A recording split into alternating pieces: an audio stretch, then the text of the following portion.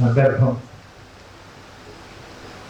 చరిత్ర చాలా వేగంగా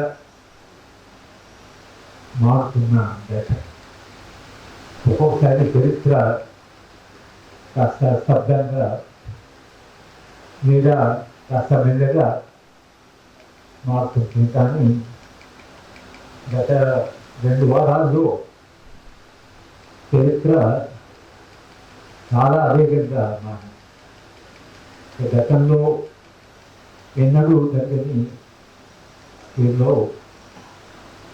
ఒక విప్లవ పార్టీ అగ్ర నాయకుడిని శాంతి చర్చలు జరుపుతామని మాట్లాడుతున్న సందర్భంలో ఒక్క మన రాష్ట్రంలో కాదు, దేశంలో భిన్న రాష్ట్రాల్లో ప్రజా ఉద్యమాలు జరుగుతున్నాయి.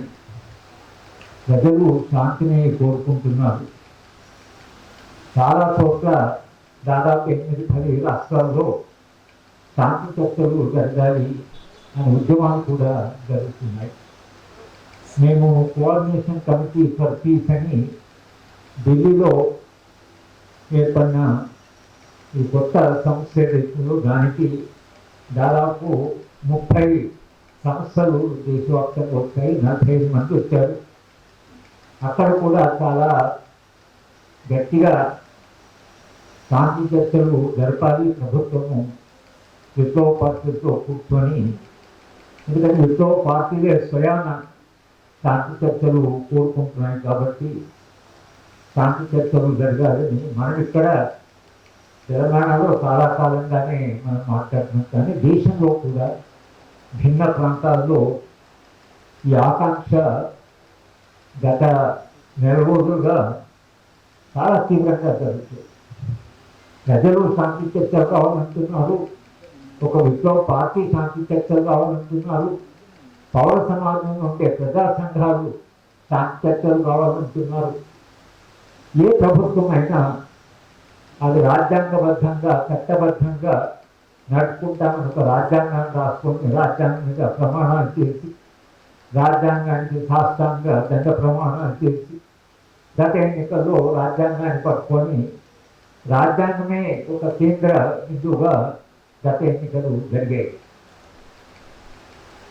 ఇంత ప్రజాభిప్రాయం వస్తున్నా ఏ ప్రభుత్వం అయితే ప్రజాస్వామ్యం పేరు మీద రాజ్యాంగం మీద ప్రమాణం చేసి చట్టబద్ధంగా కట్టుబడి ఉంటాము అని ఎన్నికల్లో చెప్పి గెలిచిందో ఆ రాజకీయ పార్టీ కానీ ఆ ప్రభుత్వం కానీ శాంతి చర్చల విషయంలో ఒక్క మాట కానీ ఒక్క స్పందన కానీ రాకపోవడం అనేది అది ఎంత పెద్ద విషాదమో ఆలోచిస్తే ఒక రకంగా మనకు భయం వేస్తుంది. ఎందుకు ఒక విప్లవ పార్టీ శాంతి చర్చలు జరపడానికి మేము సిద్ధంగా ఉన్నామన్న తర్వాత ఏ ప్రభుత్వమైనా ఎంకిత జ్ఞానం ఉన్నా ఏ ప్రభుత్వమైనా తప్పకుండా అవకాశాన్ని ఉపయోగించుకొని శాంతి చర్చలకి సిద్ధపడాలి. ఇది గతంలో జరిగిన విషయం కాదు. గతంలో కూడా మన రాష్ట్రంలోనే శాంతి చర్చలు జరిగాయి. ఒక సందర్భంలో మేము ఢిల్లీలో కాన్స్టిట్యూషన్ క్లబ్లో మీటింగ్ పెట్టి అప్పుడు చిదంబరం హోమ్ మినిస్టరు, మేము అప్పుడు ఈ శాంతి చర్చల విషయంలో మాట్లాడుతుంటే అకస్మాత్తుగా మా అందరికీ చిదంబరం ఆఫీస్ నుండి ప్రభుత్వము కేంద్ర ప్రభుత్వం శాంతి చర్చలు సిద్ధమే అనేటువంటి ఒక మెసేజ్ వచ్చింది. అంటే చరిత్రలో ఇది జరుగుతూ వచ్చాయి. శాంతి చర్చలు ఒకసారి కాదు, భిన్న సందర్భాల్లో శాంతి చర్చలు జరగాలని ఈ మానవ చరిత్రలో భిన్న సందర్భాలు చరిత్రలో చాలాసార్లు యుద్ధాలు జరిగినప్పుడు కూడా యుద్ధాల మధ్యన ఆపి శాంతి చర్చలు జరిగిన సందర్భం ఉంది. సరే, మనము దేశంలో అశోకుడు యుద్ధం చేసి యుద్ధంలో జరిగిన ప్రాణ నష్టాన్ని చూసి ఆయన శాంతి కాముకుడు అయ్యాడని మనము చరిత్రలో చదువుకున్నప్పుడు ఆ పాఠం ఉంటుందో లేదో మనకు తెలియదు. కానీ మనం చదువుకున్న చరిత్రలో మాత్రం అశోకుడు శాంతిని కోరుకున్నాడు. యుద్ధాన్ని చూసి ఆ ప్రాణ నష్టాన్ని చూసి మనసు కరిగి ఆయన యుద్ధము చేయకూడదని నిర్ణయం చేసుకొని బుద్ధిజ్ఞాన్ని స్వీకరించుకున్న బుద్ధిజానికి విపరీతంగా ఆయన దానికి మద్దతు ఇచ్చాడని చరిత్రలు వచ్చారు. కనుక శాంతి చర్చలు జరగడం అనేది చిన్న ధృవాలకు కూడా శాంతి చర్చలు జరగడం అనేది చరిత్రలో జరుగుతూనే ఉంది, ప్రయోగాలు జరుగుతూనే ఉన్నాయి. కానీ ఇప్పటి ప్రభుత్వము చాలా విచిత్రమైన ప్రభుత్వం. ఒకవైపు శాంతి గురించి మాట్లాడుతుంటే ఒక్క మాట చెప్తున్నా, మేము యుద్ధమే చేస్తాం, యుద్ధం తప్పించి వేరే మార్గం లేదు, నేను అనుకున్న లక్ష్యాన్ని సాధిస్తాం అనేటువంటి ఒక మంచి పట్టుదలతో వాళ్ళు వరుసగా ఒక ఉద్యమంలో పాల్గొంటున్న ఉద్యమకారులని వాడు చంపుతూ వచ్చారు. 20 మంది 30 మంది. వార్త చదివినప్పుడల్లా ఆ రాజకీయాలతో అంగీకరించడం వాళ్ళకు కూడా అది ఏంటి ఇంత ప్రాణ నష్టం జరుగుతుంది, ఎందుకు ఇంతమంది చంపుతున్నారు? ప్రధానమైన ప్రశ్న ఇవాళ మనం రాజ్యాన్ని అడుగుతున్నది. రాజ్యము ఇలా యుద్ధము ప్రజల మీదనే ప్రకటించి ఇలా ప్రాణాలు తీసుకోవచ్చున్న రాజ్యానికి అధికారం ఉన్నదా? రాజ్యానికి చంపే అధికారం ఎక్కడి నుంచి వచ్చింది? రాజ్యానికి అధికారం ఎక్కడి నుంచి వచ్చింది? ఇవాళ ఏ అధికారాన్ని వాళ్ళు చెలాయిస్తున్నారో ఆ అధికారము దాని మూలాలు ఎక్కడ, అది ఎక్కడి నుంచి వీళ్ళకు సంక్రమించింది అనే ప్రశ్ననే అడగడం మానేశారు.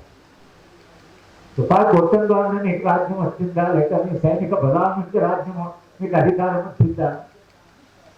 అధికారానికి మీరు రావు సంతృప్తి అని చదివితే ప్రభాకరన్ అనే రాజు పరిపాలిస్తున్నప్పుడు ప్రజలు ఈ ప్రశ్న అడిగారు, నీకు అధికారం ఎక్కడి నుంచి వచ్చింది, నీకు అధికారం ఎక్కడి నుంచి వచ్చిందన్న ప్రశ్న ప్రజల నుంచి వచ్చినప్పుడు ఈ రాజు విపరీతంగా మదనపడి, అవును నిజమే, ప్రజలకు ఏదో జవాబు చెప్పాలి కదా, మనకు అధికారం ఎవరిచ్చారు, ఎక్కడి నుంచి వచ్చింది అనే ప్రశ్న అడుగుతూ అప్పుడు ఆయన తన భార్యతో ఈ ప్రశ్న ప్రజలు అడుగుతున్నారు, ఇక రాజ్యం నిలవడం చాలా కష్టం కనుక కర్మ సిద్ధాంతాన్ని ధర్మాన్ని చెప్పి పోయిన జన్మలో మేము చేసుకున్న పుణ్యం వలన మాకు అధికారం ఇచ్చింది. ఇది డివైన్ రైట్ థియరీ అంటారు. అధికారము పోయిన జన్మ నుంచి కర్మ నుంచి లేదా దైవ దత్తమని అటువంటి సిద్ధాంతం చెప్పేది. కానీ నాగరికత మారుతూ అంతిమంగా దేవుడు రాజ్యానికి ఒక అధికారం ఇచ్చేటువంటి అతను అధికారులు, దేవుడు రాజ్యానికి అధికారం ఇవ్వడు అన్నప్పుడు ప్రజల నుంచి అధికారం వస్తుంది. అంటే ఒక మౌలికమైన మార్పు, అది ఆ పాలకులు అవసరమే కావచ్చు, కానీ అధికారం అనేది తమకు ప్రజల ద్వారా వస్తుంది అనేది 17-18 సంవత్సరాలు ఆ మార్పు వచ్చింది. అక్కడ నుంచే రాజ్యాంగ ప్రమాణం అంటే ప్రజలను పాలించేప్పుడు ఎట్లా పరిపాలిస్తారు, ప్రజల అనుగుణంగా ప్రజలకు మంచి శ్రేయస్సుకు ప్రజల కొరకే పనిచేస్తాము అనేటువంటి ఒక సిద్ధాంత పరంగానే ఈ మార్పు వచ్చింది. ఆ మార్పునే రాజ్యాంగాలు రాష్ట్రము ప్రజలకు అది వాగ్దానం. ప్రజలతో పాలకులకు ఉండేటువంటి ప్రధానమైన సంధానం ఏంటంటే లేదు మీ మంచి కొరకే పాలిస్తాం అని ఇంకా ముందుకు వెళ్ళి భారత రాజ్యాంగం అయితే we the people of India, మాకు అధికారం అంటే ఈ దేశ ప్రజలు ఈ రాజ్యాంగాన్ని రాస్తున్నారు, లేదా దేశ ప్రజల వాళ్ళ యొక్క ఆకాంక్షల మేరకి రాజ్యాంగాన్ని రాస్తున్నారని మన రాజ్యాంగం రాస్తున్నారు. రాజ్యాంగంలో రాజ్యము బలప్రయోగం చేసేప్పుడు కొన్ని ప్రమాణాలు కట్టుబడి ఒక నిజానికి ఒక చట్టబద్ధ పాలన కట్టుబడి కొన్ని ఆ నియమాలు ఏవైతున్నాయో రాజ్యం మీద ఉన్నాయి. రాజ్యం దగ్గర ఉండే లక్షలాది ఈ సాయుధ బలగాలు ఏవైతున్నాయో వాటిని ఒక్కసారి ప్రజల మీదకి వదిలేసి ఏ నిబంధనలు ఏ నియమాలు లేకుండా ఒకవేళ వాళ్ళని ప్రజల మీద వదిలేస్తే వాళ్ళు కొన్ని దేశాల్లో లక్షల మందిని, కొసావో అనే దేశంలో 1,30,000 మంది మహిళలను వాళ్ళు అత్యాచారం చేస్తారు. దాంట్లో 33,000 మంది మహిళలు వాళ్ళు ప్రెగ్నెంట్ అయ్యారు. అంటే ఇది ఒక్కసారి మీరు సాయుధ బలగాన్ని సమాజంలోకి వదిలేసిన తర్వాత ఇక సమాజం దాని ద్వారా ఎట్లా కంట్రోల్ చేయాలి? సమాజం దగ్గర ఏమున్నది? మన దగ్గర ఏమో ఆయుధాలు లేవు. ఒకే ఒక దేశం, నేను చాలా సందర్భాలు చెప్తాను, ఒకే ఒక దేశంలో ప్రజలు రాజ్యాన్ని పూర్తిగా సంబంధించి అమెరికాలో సివిల్ వార్ తర్వాత రాజ్యాంగం రాస్తున్నప్పుడు ప్రజలు తమ దగ్గర ఉండే ఆయుధాలు, ఎందుకంటే సివిల్ వార్లో ప్రజల దగ్గర ఆయుధాలు ఉన్నాయి, ప్రజలు తమ ఆయుధాన్ని రాజ్యానికి అప్పచెప్పాలి అని అన్నప్పుడు, రాజ్యాంగం రాస్తున్నప్పుడు ప్రజలు ఆయుధాలను మేము ఇవ్వం, రాజ్యం మీద మాకు నమ్మకం లేదు, మా ఆయుధం మా దగ్గరే ఉంటుంది కనుక అమెరికాలో right to bear the weapon, ఆయుధాన్ని కలిగి ఉండేటువంటి హక్కును అమెరికన్ రాజ్యాంగం రాస్తుంది. ఇప్పుడు కూడా వాళ్ళు దాన్ని మార్చలేకపోతున్నారు. అందుకని అమెరికాలో ప్రతి ఇంట్లో గన్స్, ప్రతి ఇంట్లో ఆయుధాలు ఉంటాయి. అందుకని పిల్లలు అప్పుడప్పుడు ఆయుధాలు తీసుకుపోయి స్కూళ్ళలో తమతో బాగా చదువుకున్న వాళ్ళని కంపెనీగా జరుగుతూనే ఉన్నాయి. వాళ్ళు బుల్లెట్స్ను కూడా కూరగాయలు గుంటూ కొన్నట్లు ఒక బుల్లెట్స్ కూడా కొనుక్కొస్తుంది. అది ఒక భిన్నమైన రాజ్యం. మన దేశంలో మనందరం సాధారణ ప్రజలందరూ కూడా ఆయుధాలు, దాని మొనోపలి అది ఎప్పుడో అది రాజ్యానికి రాజ్యం గారి ఆయుధం ఉంది, మన దగ్గర ఆయుధం ఉంది, మనకైతే రక్షణ, రాజ్యమే నాకు రక్షణ కల్పిస్తుంది అని ఒక నమ్మకం. రాజ్యము మనకు రక్షణ కల్పిస్తారు. Security of the citizen is the responsibility of the state. మనకేమైనా కష్టమైనా అకష్టమైనా మనకెవరు రక్షణ అంటే రాజ్యం. అనుభవంలో ఇప్పుడు ఏం చెప్తుందంటే, రాజ్యం దగ్గర ఆయుధాలున్నాయి, విపరీతంగా పెంచుకుంటున్నారు, మీ దగ్గర చాలా ఆయుధాలు ఉన్నాయి, చాలా ఆయుధ బలగాలు ఉన్నాయి, మీరు ఆ ఆయుధాన్ని ఎలా ఉపయోగించాలి? సమాజంలో ఎవరైనా ఆయుధం, అది విప్లవ పార్టీ మీద కూడా ప్రధానంగా ఉండే ఆరోపణ ఏంటి? ఆయుధాలు పట్టుకుంటారు, ఇల్లీగల్ కదా, చట్టబద్ధంగా అది అంగీకారం లేదు కదా, చట్టం ఒప్పుకోదు కదా. చట్టము ఎందుకు ఒప్పుకోదు అని అంటే, మీరు చట్టబద్ధంగా ఉపయోగిస్తారో లేదో ఆయుధాన్ని, కనుక మీ దగ్గర ఆయుధాలు ఉండడం అనేది రాజ్యాంగానికి వ్యక్తి. అదే కదా ఇంకా దానికంటే మించిన ఆర్గ్యుమెంటే ఉంటుంది. పౌరుల దగ్గర ఆయుధం ఉంటే రాజ్యం ఆయుధాన్ని మన దగ్గర ఉండడానికి చట్టబద్ధంగా లేదని, చట్ట ప్రకారం ఆయుధాన్ని కలిగి ఉండడానికి లేదని అన్నారు. సరే, మేము ఆయుధాలు లేవు మా దగ్గర, మీ దగ్గర ఆయుధాలు ఉన్నాయి, మరి మీ ఆయుధము చట్ట వ్యతిరేకంగా ఉపయోగిస్తే పౌరులు ఏం చేయాలి? ఇవాళ మన అనుకుంటున్న ప్రశ్న, చట్టానికి వ్యతిరేకంగా మీరు మీ దగ్గర ఉండే ఆయుధాలను కానీ మీ బలాన్ని కానీ పౌరుడికి వ్యతిరేకంగా మీరు ఉపయోగిస్తే సమాజం ఏం చేయాలి? కనుక ఇవాళ విప్లవ పార్టీల దగ్గర ఆయుధాలు ఉన్నాయి కాబట్టి మేము ఆయుధాలు ఉన్న వాళ్ళని చట్టబద్ధంగా మేము వాళ్ళని నియంత్రిస్తాము, ఎందుకంటే రాజ్యాంగం మాకు చెప్పింది కాబట్టి రాజ్యాంగం ప్రకారం చేయాలి అని మీరు అయితే అంటున్నారో, మీరు వాళ్ళ గత 3-4 నెలలుగా లేదా మీరు అధికారంలోకి వచ్చిన తర్వాత ఏ రాజ్యాంగాన్ని, ఏ రాజ్యాంగ ప్రమాణం, ఏ చట్టబద్ధ పాలన అనుగుణంగా మీరు ఆయుధాన్ని వాడుతున్నారు? అంటే అంతకుముందు కనీసము ఆయుధం వాడడానికి రాజ్యానికి ఒకే వెసులుబాటు ఉంటుంది, అది ప్రాణరక్షణ కోసం. ప్రతి వాళ్ళు ప్రాణం చాలా విలువైంది కాబట్టి ఆ విలువైన ప్రాణాన్ని ఎవరైనా దాని మీద దాడి చేయడానికి వస్తే ఆ దాడి చేసి ఎవరైతే పడుతుంది అనుకుంటారో వాళ్ళు ఆయుధాన్ని ఉపయోగిస్తారు. అందుకనే ఎక్కువ ఉంటుంది. అయితే అది ఎక్కడ కాకపోయినా ఒకసారి మన ఎస్డి దొరగారు డీజీపీ ఉన్నప్పుడు నేను ఏదో ఆయన దగ్గరికి మాట్లాడకపోతే నిన్న మీరు ఆయుధము చట్టబద్ధంగా ఉపయోగించాలి కదా అంటే ఆయన నాకు ఒక విచిత్రమైన జవాబు చెప్తారు. సర్వప్రభు గారు, ఒకవేళ మీరు నా మీద దాడి చేస్తున్నారని మీకు అనిపిస్తుందని నాకు అనిపిస్తే నేను ఆయుధం ఉపయోగిస్తాను. నేను నా మనసుని మీకెక్కడ వస్తుంది సార్, నాకు అనిపించాలండి. అంటే నాకు అనిపించదు, మీకు అనిపిస్తే అది చట్టబద్ధం ఎట్లయితే నా భయం కాదు. అంటే ఇక్కడ దాకా వెళ్ళారు, నాకు భయం వేసి, నాకు అనుమానం వేసి కొన్ని అది కూడా లేదు. అవన్నీ ఆ భయం వేసింది లేదా వాళ్ళు ఆయుధం ఉపయోగిస్తారు, మేము వాళ్ళు ఆయుధం ఉపయోగిస్తే మేము ఉపయోగించి ఇంత కొంతకాలం నడిచింది. ఇప్పుడు పూర్తిగా నగ్నంగా మేము వాటిని ఎలిమినేట్ చేస్తాం. ఇవాళ ఒక పౌర సమాజంగా ఇక్కడ మేమందరం కలిసి మిమ్మల్ని అడుగుతున్న ప్రశ్న ఏమిటంటే, ఆయుధాన్ని మేము ఉపయోగించి ఒక గ్రూప్ని ఎలిమినేట్ చేస్తాం అనే అధికారం మీకుందా? ఆ అధికారం మీకు ఎక్కడి నుంచి వచ్చింది?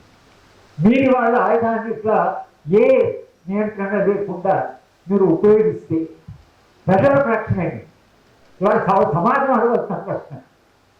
ఇంత విచ్చలవిడిగా బలప్రయోగం చేయడం అనేది రాజ్యానికి మనం అంగీకరిస్తే ఇదే బల ప్రయోగము సాధారణమైన సామాన్యమైన ప్రజల మీద, ఇండస్ట్రియల్ వర్కర్స్ మీద, తర్వాత వాళ్ళు శ్రామికుల మీద, లేదా మహిళా ఉద్యమం మీద, లేదా ఆదివాసుల ఉద్యమం మీద, దళిత ఉద్యమం మీద, ఈ ఉద్యమాలన్నీ రేపు మాకు కావాల్సిన ఈ సమాజంలో మాకు కావాల్సిన డిమాండ్ ఏంటంటే మీరు ఉద్యమం చేస్తారా, మీరు డెమాన్స్ట్రేషన్ చేస్తారా అని ఒకవేళ ఇదే పద్ధతిని మీరు రేపు అవలంబిస్తే మీకు అడ్డేమిటి, మీకు ఎట్లా మేము అడ్డు పట్టే శక్తి ఏమిటి?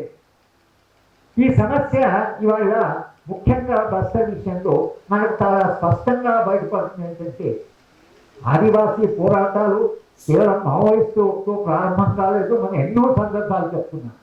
ఆదివాసీ పోరాటాలు మావోయిస్ట్ పార్టీతో మొదలు కాలేదు, మావోయిస్ట్ పార్టీతో అంతం కాదు. అది 207 నుంచి జరుగుతున్నాయి. అప్పుడు వాళ్ళ దగ్గర ఉండే ఆయుధాలు వాళ్ళు ఉపయోగించారు, బాణంగా అవుతుంది. అదే వాళ్ళు తెచ్చిన వాళ్ళ ఆయుధాలు వాళ్ళు ఉపయోగించి తమను తాము రక్షించుకున్నారు. మా అడవిలోకి రావడానికి వీలు లేదని వాళ్ళు నిరంతరంగా చెప్తున్నారు. ఈ అడవి మాది, ఈ అడవి మాది అని వాళ్ళు అంటున్నారు. రాజ్యాంగ సభలో కూడా జయపాల్ ఈ మాట అన్నాడు. మీరందరూ బయట వాళ్ళు, మీరు వేరే ప్రాంతాల నుంచి వచ్చారు, మేము మాత్రమే ఆదివాసీలో. ఇవాళ మీరు రాజ్యాంగం రాసుకుంటున్నారు, మా రక్షణ అని ఒక ప్రశ్న అడిగితేనే నెహ్రూ గారి రెజల్యూషన్ మీద డిబేట్ జరిగి అది అంతిమంగా షెడ్యూల్ 5 వచ్చింది. షెడ్యూల్ 5లో మనం ఏం వాగ్దానం చేశాం ఆదివాసులకి? రాజ్యాంగంలో మీకు చేసిన వాగ్దానం ఏమిటి? మీ ప్రాంతానికి మేము గతంలో వచ్చినప్పుడు మీరు పోరాటం చేశారు, స్వాతంత్రం వచ్చినప్పుడు కూడా పోరాటాలు చేశారు. ఇవాళ మీకు సంపూర్ణ రక్షణ కలిగిస్తున్నాము. మీ ప్రాంతానికి రావడానికి కానీ రాజ్యం మీ ప్రాంతాన్ని అనుమతి లేకుండా మేము అడుగులోకి రామని రాసుకున్నారు కదా. రాసుకున్న తర్వాత అదే చట్టాన్ని ఇంకా దాన్ని బలపరచాలని, దాన్ని ఇంకా మెరుగుపరచాలని తర్వాత మళ్ళీ చట్టాలు వచ్చాయి కదా. ఎస్సీ అట్రాసిటీ యాక్ట్ వచ్చింది, తర్వాత ఫారెస్ట్ రైట్స్ యాక్ట్ వచ్చింది, పీసా వచ్చింది. మరి ఇవన్నీ చట్టాలు దేని కొరకు వచ్చినట్లు? ఈ చట్టాలన్నీ కూడా ఆదివాసీ ప్రాంతానికి వెళ్ళడానికి రాజ్యానికి ఆదివాసుల అనుమతి కావాలి, అది మనం అంగీకరించాలి. ఇవాళ అక్కడ ఆదివాసీలు పోరాటం ఎందుకుంది? ఆదివాసీ పోరాటాలు మీరు అక్కడ వెళ్తున్నారు కాబట్టి పోరాటం. గతం కంటే ఇప్పుడు వచ్చిన ఒక గుణాత్మకమైన మార్పు ఏమిటంటే, గతంలో ఒకవేళ రాజ్యము అడవికి వెళ్ళినా అక్కడ ఖనిజ సంపద తీసుకోవాలన్నా NMDC national mineral development corporation ఎవరో వెళ్ళి రాజ్యము దేశంలో రైలు వేయాలి, ప్రాజెక్టు కట్టాలి, పరిశ్రమలు చేయాలి, మాకు కొంత ఖనిజాలు కావాలి అని ఒక చర్చ కనీసం బయట చెప్పడానికైనా మరి అంతా ఎట్లా డెవలప్ అవుతుంది కనుక ఖనిజాలు కొంతైనా తీసుకోవాల్సి వస్తుంది కదా దేశ అభివృద్ధి కొరకు, దేశ శ్రేయస్సు కొరకు అనేది ఇంతకుముందు ఒక వాదన ఉండేది. ఇప్పుడు ఆ వాదన కూడా పోయింది. ఇంకా ముందుకు పోయి ఇది మేము కార్పొరేట్లకు అప్పచెప్తాం. కార్పొరేట్లు ఎవరు? వాళ్ళ ప్రజల సంక్షేమం పట్టిందా? వారి దేశానికి ఎవరు కట్టుబడి ఉన్నారు? ఆ బోర్డు ఎంతమంది కోట్ల రూపాయలు తీసుకొని 7,000 మంది ఈ దేశంలో కోటీశ్వరులు ఈ దేశ పౌరసత్వాన్ని వదులుకొని వేరే దేశాలు సెటిల్ అయ్యారు.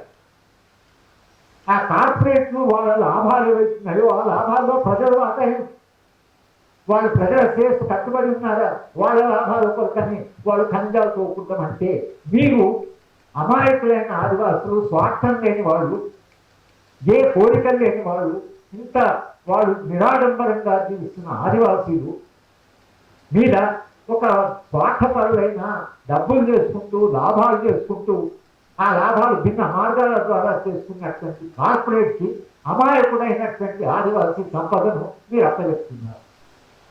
ఈ ప్రశ్న మనం అడుగుతున్నాం. మీరు కార్పొరేట్ స్పష్టంగా చెప్తున్నారు. హోమ్ మినిస్టర్ గారు స్టేట్మెంట్ ఇచ్చారు, బస్టర్ ఖాళీ అయిపోయింది, అది నక్సల్ ఫ్రీ అయిపోయింది కనుక ఇప్పుడు ఎవరైనా వెళ్ళొచ్చు. రోడ్లు వేశారు, రైల్వే లైన్ వేస్తున్నారు. ఎవరికి కూడా ఎందుకు? కార్పొరేట్ అభివృద్ధి నమూనాలో ఎవరికి శ్రేయిస్తుంది అనేటువంటి మౌలిక ప్రశ్న ఇవాళ మనం అడగవచ్చు. ఇవాళ కేవలం బస్తర్లో జరుగుతున్న పోరాటమే కాదు, ఇవాళ జరుగుతున్న అమరత్వమే కాదు, ఇది రాజ్యము, రాజ్య స్వభావము, సమాజము, ప్రజాస్వామ్యము, మనందరితో రాజ్యం చేస్తున్న ఒప్పందము, వీటి భవిష్యత్ ఏమి? ఇవాళ మీరు ఏం గ్యారెంటీ ఇస్తారు మాకు? కనుక మీరు ఆయుధాన్ని ఉపయోగించేప్పుడు మీరు చట్టబద్ధంగా ఉపయోగించకపోతే సమాజానికి గ్యారెంటీ సమాజం ఆలోచించాలి. భారత సమాజం వాళ్ళు ఆలోచించవలసింది బస్తల్లో ఏం జరుగుతున్నారు, బస్తల్లో జరుగుతున్నది మీరు ఎందుకు ఆందోళన పడాలంటే అది అక్కడ ఆగడం అనేది మాకు అర్థం కావాలి. వేరే దేశాల్లో జరిగింది ఏమిటది? ఒక్కసారి రాజ్యానికి మనం హద్దులు దాటి ప్రవర్తించేటువంటి ఒక అధికారాన్ని లేదా మన సమ్మతిని తెలిపితే, సమ్మతి అంటే మాట్లాడకుండా ఏదో జరుగుతున్నట్టు జరగదు, మనం ఏం జరుగుతుంది, మనకేం సంబంధం అని అనుకునే వాళ్ళు ఉంటారు సమాజంలో. కానీ నీకు మనకేం సంబంధం అంటే మన దాకా వస్తుందని అనేది పౌరత్వ సంఘాలు, ప్రజా సంఘాలు నిరంతరంగా చెప్తున్నాయి. మీరు చాలా జాగ్రత్తగా ఉండాలి, మీరు చాలా విజిలెంట్గా ఉండాలి, మీరు రాజ్యం పట్ల చాలా జాగ్రత్తగా ఉండాలి. రాజ్యము తన అధికారం యొక్క హద్దులను దాటినప్పుడు మీరు దాని గురించి మాట్లాడాలి, దాని గురించి నిరంతరంగా అడగాలి. అట్లా మారినప్పుడు అది మారకుండా చేసే ఉద్యమాలు ఉండాలి. అది లేకపోతే రేపు భారత సమాజం యొక్క భవిష్యత్ ఏంటనే ఆందోళన మనందరికీ చూస్తున్నవారు. అది శాంతి చర్చలు జరుగుతున్న సందర్భంలో కూడా భావనతో ఒక్కొక్కరు మాట్లాడటం, సమస్యలు ఏం చెప్తామన్న సందర్భంలో కూడా ఉపయోగించారంటే ఇంకా ఏ హద్దులు ఏ నియమాలు లేనట్లే కదా. మీ శాంతికి మీరు రాంటి అసలు ఆయుధాల సమస్యనే కదా మాట్లాడుకున్నాం. కానీ మీ సమస్య ఏంటో మా సమస్య మేము చెప్తాం. ఇవాళ సమస్య ఏమిటంటే ఒకవేళ అక్కడంతా మొత్తంగా యూత్లో పార్టీని మీరు ఖాళీ చేశాం, రేపు పోయి రెక్లెస్గా మీరు వెళ్ళి కార్పొరేట్ అక్కడ ఒకవేళ సంజాలను తొగడం పెట్టి వాళ్ళు నిర్వాహించాలి, వాళ్ళ సంస్థ వచ్చి మీరు అది పంపిస్తే వాళ్ళ బ్రతికేమిటి, వాళ్ళ భవిష్యత్తు ఏంటి, అడవిలో ఇంతకాలం నమ్ముకున్న వాళ్ళ ఆ అమాయకుల యొక్క అసలు వాళ్ళ యొక్క జీవన పరిస్థితి ఏంటి అనే ప్రశ్నలు వాళ్ళు మనం మనం కేవలం మావోయిస్ట్ పార్టీ గురించే కాదు మనం మాట్లాడుతున్న ఆదివాసీ పోరాటాలు. మీరు అందరూ మావోయిస్ట్ అనొచ్చు, మేము మావోయిస్టు కాదు, మావోయిస్ట్ పార్టీ దేని కొరకుందో చెప్తున్నా, ఆ ఉద్యమం ఎందుకు కొరకు వచ్చిందో చెప్తున్నా, గతంలో ఉద్యమాలు ఎందుకు వచ్చినాయో చెప్తున్నా, ఆదివాసీ పోరాటం 200 ఎందుకు జరిగినాయో చెప్తున్నా. స్వాతంత్రం వచ్చిన తర్వాత, రాజ్యాంగం వచ్చిన తర్వాత ఆదివాసీ పోరాటాలు ఆగాలి. ఎందుకంటే మనము చెప్పింది ఏంటంటే మీ అనుమతి లేకుండా నేను రామం చెప్తాను, ఆయన మీరు చేస్తున్నారు. ఇది ఒక. రెండవది, ప్రపంచంలో వాతావరణము విపరీతంగా పెరిగిందని 1.6 సెంటీగ్రేడ్ పెద్ద చర్చ జరుగుతుంది ప్రపంచవ్యాప్తంగా. ఇంకా ఇది కొంచెం దాటితే ఇప్పుడున్న ఉష్ణోగ్రత గ్లేషియర్స్ అంటే మంచు ఏదైతుందో అది కరిగి మంచు అంటే గుట్ట గుట్టనే కలిసి వస్తున్నాయి, పర్వతమే కలిసి గుట్టు కలిసి వస్తున్నాయి. ఆ గ్లేషియర్ పోతే నిజానికి మొత్తంగా వాతావరణం 50 డిగ్రీలు అవుతుందో 50 డిగ్రీలు అవుతుందో తెలియదు, జీవించడమే కష్టమైపోతుంది. ఈ వాతావరణాన్ని కాపాడుతున్నది ఎవరు? ప్రకృతి, లక్షలాది చెట్లు, అడవి. ఇవాళ గడ్చిరోలులో 1,20,000 చెట్లు కొట్టడానికి ఎన్విరాన్మెంట్ మినిస్ట్రీ అప్రూవల్ ఇచ్చారు. అది ఉన్నది ఎన్విరాన్మెంట్ కాపాడడానికి, మినిస్టర్ ఆఫ్ ఎన్విరాన్మెంట్ అంటే ఎన్విరాన్మెంట్ కాపాడడానికి, చెట్లను కాపాడడానికి, వాతావరణాన్ని కాపాడడానికి. మీరు 1,00,000 చెట్లకి పర్మిషన్ ఎట్లా ఇచ్చారు? అక్కడ 1,00,000 చెట్లు అయితే ఇప్పుడు బస్తర్లో 2,00,000 చెట్లు మరి పెడతారు. ఎక్కడ పెడతారు? 1,00,000 చెట్లు అడవినే తీసేసి 1,00,000 చెట్లు పెడతారు. ఎక్కడ ఉండిస్తారు? ఎక్కడ పెడతారు? ఎన్నడ పెరగాలి అంటే చెట్లు ఎంతకాలం ఆ లోపల 1.6 దాటి ఒకవేళ గ్లేషియర్స్ ఇదైతే రేపు మనుషులు యుద్ధాలు కాకుండా వాతావరణమే చనిపోవు. బ్రతకి తర్వాత మనం భరించండి. ఒక్క దశ వరకే మానవ శరీరం సిద్ధంగా ఉంది. ఆ తర్వాత మరి లక్షలాది చెట్లను కూలగొట్టుతున్నా దేని కొరకు కూలగొడుతుంది? వాళ్ళు ఎందుకు నడుపుతున్నారు? ఎందుకు నడుపుతున్నారంటే ఆ చెట్ల కింద ఖనిజాలు ఉన్నాయి, ఖనిజాలు కార్పొరేట్ కావాలి, కార్పొరేట్ తొందరగా 10 రూపాయలు తొందరగా. మనమే చివరి తరమా? ఇది మన 225 జనరేషన్ మరి మానవ సమాజం పుట్టిన తర్వాత ఫ్యూచర్ షాప్ ప్రకారం ఇంకా తర్వాత ఉండవా? మనుషులు ఉండరా ప్లానెట్ మీద? నువ్వే అసలు అన్ని తీసుకొని అంత కన్జ్యూమ్ చేస్తే రేపు భవిష్యత్ తరాలు సమస్య. మేము కూడా మనుషులుగా గత తరాలు మాకిచ్చిన సంపద వారసత్వం అది వాళ్ళు మాకు కానీ మాత్రం వాళ్ళు అత్యుతోకృష్ణ వాతావరణాన్ని చూపారు. రేపు మనము మన తరం భవిష్యత్ తరాలకు ఇచ్చేదేమి? రేపు నిజమే భవిష్యత్ తరాలు ఉష్ణోగ్రత పెరిగి మనుషులు పిట్టలాగా చనిపోతుంటే వాళ్ళు మన అందరి గురించి ఏమనుకుంటారు? ఎటువంటి మనుషులు వీళ్ళు అసలు, మా పోయిన తరాలు ఏంటి మనకి తయారు చేశారు, ఇది మనుషులేనా అని ఈ తరం మీద వచ్చే తరాల యొక్క ఆరోపణలు కానీ లేకపోతే వాళ్ళు శిక్షణ కానీ విపరీతంగా మొదలుతున్నారు. వాళ్ళు మనల్ని అసహించుకోవచ్చు కూడా, ఏం చేసిపోయారు, ఇట్లా చేసిపోయారు. కనుక ఒక భవిష్యత్తు పట్ల కూడా ఒక బాధ్యత ఉంటుంది కదా, ప్రభుత్వానికి భవిష్యత్తు పట్ల కూడా బాధ్యత ఉంటుంది కదా. అటు వాతావరణం చూసినా, లేక ఇట్లా ట్రైబల్ జీవితాన్ని గురించి చూసినా, ఇటు ప్రజాస్వామ్యాన్ని గురించి ఆలోచించినా, ఇటు చట్టబద్ధ పాలన గురించి ఆలోచించిన, రాజ్యాంగాలు చేసిన వాగ్దానాల గురించి ఆలోచించిన ఈ అన్ని విలువలు కూడా ఇవాళ విధ్వంసంలో ఉన్నాయి. ఇవన్నీ విధ్వంసం అవుతున్న తరుణంలో మనకి తెలుసు. కేవలం మనం ఒక ఆయన గురించి మనం అన్ని కాన్ఫిడెన్స్గానే మనం మాట్లాడుతున్నాం. ఓల్డ్ స్టూడెంట్స్ ఎవరైతే ఉన్నారో, గతంలో ఈ పార్టీలలో ఈ విశ్వాసాలు ఉన్నవాళ్ళు, సరే వాళ్ళ వల్ల వేరే వేరే వృత్తుల్లో వేరే వేరే కార్యక్రమాలు అయినా ఆనాడు వాళ్ళకున్న విశ్వాసాల వలన, ఆనాడు వాళ్ళు నిలబడ్డ విలువల వలన ఇవాళ వేరే వేరే వృత్తులో ఉన్నా, అదే మనకు బాధ్యత ఉంది కదా, మనమేనా చేయాలి కదా, మనం సైలెంట్ ఉండకూడదు. ఒక కాలంలో విశ్వాసాల కోసం మనం నిలబడ్డాం కదా, మళ్ళీ మనం ఒకసారి కలిసి మన గత విలువల్ని, విశ్వాసాన్ని గుర్తు చేసుకుంటూ మనకు చేతనైనంత, మనకు వీలైనంత మనం సభలు పెట్టుకొని, సదస్సులు పెట్టుకొని భవిష్యత్ తరాలని హెచ్చరిక చేస్తూ, ప్రభుత్వాన్ని నిరంతరంగా ప్రభుత్వంతో సంభాషిస్తూ, ప్రభుత్వం ఒత్తిడి పెడుతూ శాంతి చర్చలు జరపడం అది ఎన్నో కారణాలుగా అవసరం కనుక శాంతి చర్చలు జరిపి ఏం జరుగుతుంది అంటే, శాంతి చర్చల్లో ప్రధానమైన అంశాలు బయటకు వస్తాయి. మీరు రేపు ఖనిజాలు తగ్గితే ఆదివాసులు నిర్వాసితులు అవుతే వాళ్ళ భవిష్యత్తు ఏమిటి చర్చలో వస్తుంది. శాంతి చర్చ అంటే అదే కదా, వాళ్ళు శాంతియుతంగా జీవిస్తారా, వాళ్ళకు మీరు ఆల్టర్నేట్ ప్రత్యామ్నాయం ఏం చూపిస్తారు, ఆదివాసులకి మీరు చూపించే అభివృద్ధి నమూనా ఏమిటి, మీ అభివృద్ధి నమూనా చూస్తే మాకు ఈ డైరెక్షన్లో పోతున్నారు, ఇట్లా పోతే ఆదివాసులు రేపు ఈ పరిస్థితి వాళ్ళకి అధ్వానం కాదు, మీరు ఏం చేస్తారో మాకు చెప్పండి, సమాజానికి చెప్పండి ఏం చేస్తారు. శాంతి చర్చలు అంటే కొన్ని విలువల గురించి, కొన్ని మూలాల గురించి, సమాజం ఎట్లా ఉండాలనే దాని గురించి చర్చలు వస్తుంది. వాళ్ళు చర్చించడం పోతే ఇద్దరు కూర్చొని మనం చర్చిస్తాం బయట. కనుక ఈ విలువలని రక్షించడం కొరకైనా ఇవాళ మనందరం మాట్లాడవలసిన అవసరం వచ్చింది. సమాజంలో ఎంతకాలంగా ఒక చలనం వచ్చింది, ఒక చలనం వచ్చి మాట్లాడని వాళ్ళందరూ కూడా మాట్లాడుతున్నారు.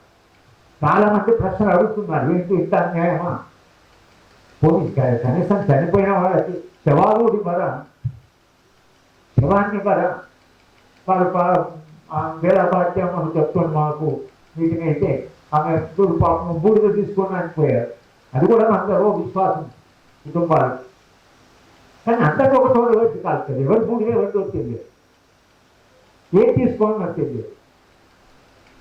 సరే అందరి బూడిద తీసుకొని అందరూ అమ్మలే కాబట్టి అదే పెట్టుకొని పెట్టుకొని మొదలుపెట్టే అది గంగలోను కృష్ణలోను కలిపి వాళ్ళ విశ్వాసాలు, తల్లిదండ్రుల విశ్వాసాలు, బంధువుల విశ్వాసాలు, ఆ విశ్వాసాలను కూడా గౌరవించలేదు.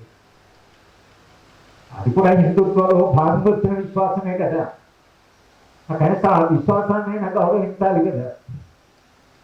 తల్లిదండ్రులు బంధువులు వస్తే కనీసం బూడిదైనా కాస్త జాగ్రత్తగా వాడికి అది కూడా చేయడానికి ఒక అమానవీయమైన అమానుషమైనటువంటి ఒక ఏదైతే ప్రవర్తన ఉందో, సమాజం అమానవీయంగా మారడం, సమాజము గాయతో హింసనే కాదు, సమాజం అమానవీయంగా మారడం, ఏ విలువని గౌరవిస్తుందో, ప్రాణాన్ని గౌరవిస్తుందో, శవాన్ని గౌరవిస్తుందో, భూమిని కూడా గౌరవిస్తుందో.